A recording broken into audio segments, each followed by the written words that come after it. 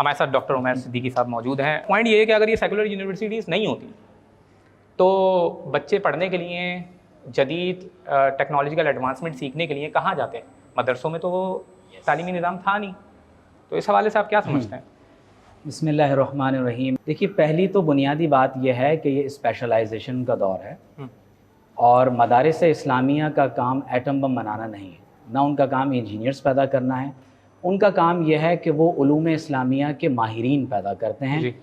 میں آپ کو مثال دیتا ہوں کہ اگر آپ ہماری یونیورسٹی میں جائیں، کراچی یونیورسٹی میں، تو تقریباً 28 کے قریب تو صرف سوشل سائنسز کی مختلف آپ کو فیکلٹیز ڈپارٹمنٹس نظر آتے ہیں، اپلائیڈ سائنسز کے ڈپارٹمنٹس الگ ہیں۔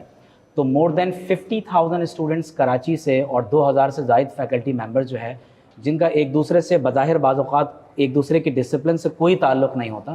اب دنیا اسپیشلائزیشن کی طرف آگے بڑھ رہی ہے، تو مدارس کے بارے میں اگر ایک مطلقاً یہ بات کہی جائے کہ وہ موجودہ دور کی ان سبجیکٹس کی ضروریات کو پورا نہیں کر رہے، تو میں یہ سمجھتا ہوں کہ شاید یہ سوال اس انداز سے بہتر نہیں ہوگا۔ لیکن میں آپ کی اس بات سے بالکل متفق ہوں کہ مدارس اسلامیہ جو کردار ماضی میں ادا کرتے رہے ہیں، پوسٹ کالونیل پیریڈ میں یا 9/11 کے بعد انہوں نے اپنا وہ کردار اس طرح ادا نہیں کیا۔ یہی وہ مدارس ہیں جہاں سے ایسی شخصیات بھی فارغ ہوئیں۔ آپ مثال کے طور پر اس وقت صرف پاکستان نہیں، ٹاپ لیڈنگ اکانومسٹ میں اگر آپ مسلم ورلڈ کا کوئی آپ نام دیکھتے ہیں تو وہ مفتی تقی عثمانی کا ہے، اور وہ ایک مدرسے کے وہی شخص ہے تو چٹائی پر بیٹھ کر پڑھنے والے ہیں، اور آج پوری دنیا میں not only in Muslim countries, وہ ویسٹرن ورلڈ کے اندر بھی اسلامک اکنامکس کے ماڈل کو لیڈ کر رہے ہیں اس وقت۔ تو بنیادی طور پر ہو یہ رہا ہے کہ اس وقت جو پروڈکٹ مدارس سے باہر یعنی فارغ ہو کر سامنے آ رہی ہے، نہ وہ اپنے قدیم علوم سے اس طرح سے واقف ہو پاتے ہیں، نہ جدید علوم سے اس طرح واقف ہو پاتے ہیں۔ تو ضرورت اس امر کی ہے کہ اسپیشلائزیشن کا دور ہے، ہم مدارس کی ان ضروریات کے تحت جن کے لیے مدارس کو بنایا گیا ان پر بھرپور توجہ دیں۔ دوسری امپورٹنٹ بات یہ ہے کہ جس طرح اب مختلف یونیورسٹیز میں یہ رجحان پیدا ہو رہا ہے کہ اسلامکس اور ماڈرن سیکولر ایجوکیشن کو مرج کر کے باہمی پڑھایا جائے، اس میں ایک بہت بڑا گیپ ہے جو پیدا ہو رہا ہے، اور میں ڈاکٹر صاحب سے بھی گزارش کروں گا کہ وہ اس کی طرف توجہ دیں۔ ہوتا یہ ہے کہ جب نارملی مدارس کے سرکل سے نکلنے والا اسٹوڈنٹ یونیورسٹی میں جاتا ہے تو وہ بہت زیادہ مروبیت کا شکار ہوتا ہے ان ڈسپلن سے جو سوشل سائنسز یا اپلائیڈ سائنسز میں ہوتی ہیں، کیونکہ یا تو وہ ہیومن سینٹرڈ ہیں، جتنی سوشل سائنسز ہیں وہ ہیومن سینٹرڈ ہیں، اور ان کی بنیاد ریولیشن فرام آلمائٹی گاڈ پر نہیں ہوتی۔ وہ determination of good and evil وہ ریولیشن کی بنیاد پر نہیں کرتے، وہ ہیومن سینٹرڈ علوم ہوتے ہیں، اس لیے ان کو ہیومینٹیز کہا جاتا ہے۔ تو غلطی کہاں ہو رہی؟ غلطی یہ ہے کہ ان علوم کی اسلامائزیشن کی ضرورت ہے۔ یعنی فرض کیجئے کہ ہماری یونیورسٹیز میں اگر اکنامکس پڑھائی جاتی ہے، پولیٹیکل سائنس ہے، سوشیولوجی ہے، سائیکالوجی ہے، ایجوکیشن ہے، تو ان علوم کے اندر تو ہم ایرسٹاٹل کو، پلیٹو کو، ایڈم اسمتھ کو، رینے ڈیکارٹ کو، آپ ان لوگوں کو آئیڈیلائز کرنے جا رہے ہیں۔ تو ضرورت اس امر کی ہے، اقبال کی زبان میں reconstruction of religious thought in Islam میں اقبال نے اس گیپ کی نشاندہی آج سے 100 سال پہلے کر لی تھی۔ اگر آپ ریکنسٹرکشن میں ان کا نالج اینڈ ریلیجیس ایکسپیرینس آپ پڑھ کے دیکھیں، یا principle of movement in the structure of Islam کا آپ مطالعہ کریں، تو اقبال یہ بتاتے ہیں کہ اس مروبیت سے باہر آنے کی ضرورت ہے۔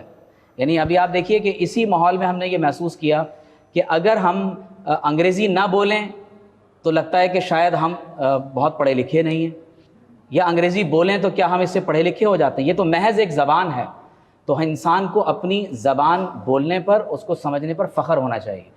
تو آپ غور کیجئے کہ گیپ کہاں ہے۔ اقبال نے اس گیپ کو آئیڈینٹیفائی کیا ہے کہ جب مسلم دنیا نے اس انسان کو ایڈریس کیا جو ہیبیچول آف کنکریٹ تھاٹ ہے، جو محض ایمپیریکل ایویڈنس یا تھرو ریشنلائزیشن انکوائری کا عادی ہو چکا ہے، اور وہ بات کرتے ہیں پرانی زبان میں، تو نتیجہ یہ نکلتا ہے کہ ایک بہت بڑا گیپ آ گیا۔ تو اقبال یہ کہتے ہیں کہ scientific form of religious knowledge کی ضرورت ہے، اسلامائزیشن آف ویسٹرن ہیومینٹیز کی ضرورت ہے۔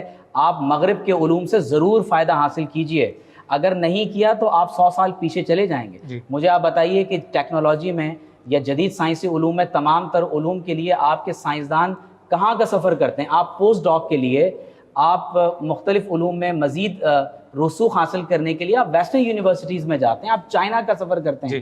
کیوں؟ کیونکہ یہ علوم آپ کے پاس نہیں ہے۔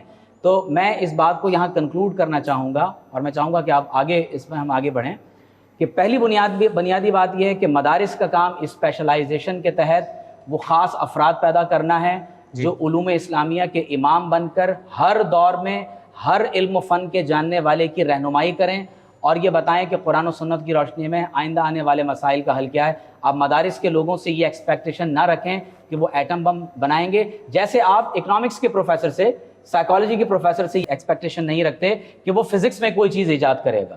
تو اسپیشلائزیشن کا دور ہے۔ نمبر 2، مدارس کے لوگوں کی ذمہ داری یہ ہے کہ وہ اسلامائزیشن آف نالج کریں۔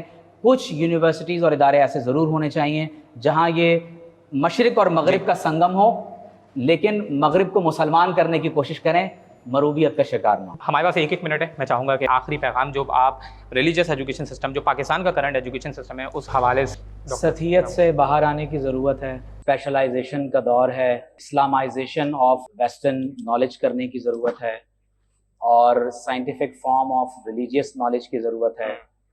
آپ کو ضرورت اس بات کی ہے کہ مدارس کے نظام میں بالخصوص سلیبس کو تبدیل کریں، آؤٹ ڈیٹڈ ہے۔ کیونکہ درس نظامی کا وہ سارا نظام جو ہندوستان میں اس زمانے میں پڑھایا جاتا تھا وہ اس دور کے اہل علم اور بیوروکریسی کی ضروریات کو پورا کرتا تھا۔ اب موجودہ دور کی ضروریات اور ہیں، نصاب کو ریویو کرنے کی ضرورت ہے، مدارس کے ٹیچرز کی ٹریننگ کی ضرورت ہے۔ میں سمجھتا ہوں کہ ایکسچینج پروگرام کے ذریعے سے اس میں بہت بہتری لائی جا سکتی ہے، اور مزید آگے بڑھ کر کہ اسٹوڈنٹس کے ساتھ جو ایک انٹریکٹیو، ان میں سوال کرنے کا، کریٹیکل تھنکنگ کا ایک ایسا جذبہ پیدا کرنا کہ امام اعظم ابو حنیفہ کی اکیڈمی میں آپ دیکھیے کہ کتنے بڑے آدمی تھے کہ امام محمد اور قاضی ابو یوسف انہی سے اختلاف فرما رہے ہیں، اور ان کے شاگردوں میں پھر امام شافعی آتے ہیں، وہ دادا استاد کے برخلاف کھڑے ہو کر وہ ایک اور مذہب فقہ کی بنیاد رکھ دیتے ہیں۔ تو اس کا مطلب یہ ہے کہ ہمیں اسٹیٹک ویو کے ساتھ نہیں رہنا چاہیے، ڈائنامک آرتھوڈاکسی کو اختیار کرنے کی ضرورت ہے۔ اور خاص طور پر میں ایک بات یہاں کہنا ضروری سمجھتا ہوں کہ اسلام کا نظام تعلیم وہ تعلیم، تربیت، تادیب اور تزکیہ، ان 4 بیسک فاؤنڈیشنز کے ساتھ مکمل ہو کر بنتا ہے۔ ہمارے ہاں دین کے مقابلے میں دنیا نہیں ہے، دنیا کے مقابلے میں دین نہیں ہے، دنیا کے مقابلے میں آخرت ہے۔ اقبال کے الفاظ میں جب آپ دین پر عمل کریں گے تو وہ اس مادی اور طبعی دنیا میں ہی اس کی مینیفیسٹیشن ہوگی۔ تو لہٰذا ہمارے اہل علم کو اپنی غلطیاں تسلیم کرنی چاہیے جو ہم نے گزشتہ سالوں کے اندر کی ہیں، اور ماڈرن جو دنیا کے اندر تبدیلیاں رونما ہو رہی ہیں ان کو پیش نظر رکھتے ہوئے اپنے نظام کو ریفارم کے ساتھ آگے بڑھیں۔ آپ دیکھیے ناٹر ڈیم یونیورسٹی کے پروفیسر ڈاکٹر ابراہیم وہ مدرسہ ڈسکورس کیوں چلا رہے ہیں؟ کیونکہ ایک گیپ ان کو نظر آ رہا ہے۔ تو قبل اس کے کہ وہ گیپ غیر فل کریں، وہ گیپ آپ خود فل کر لیں تو فائدہ ہوگا۔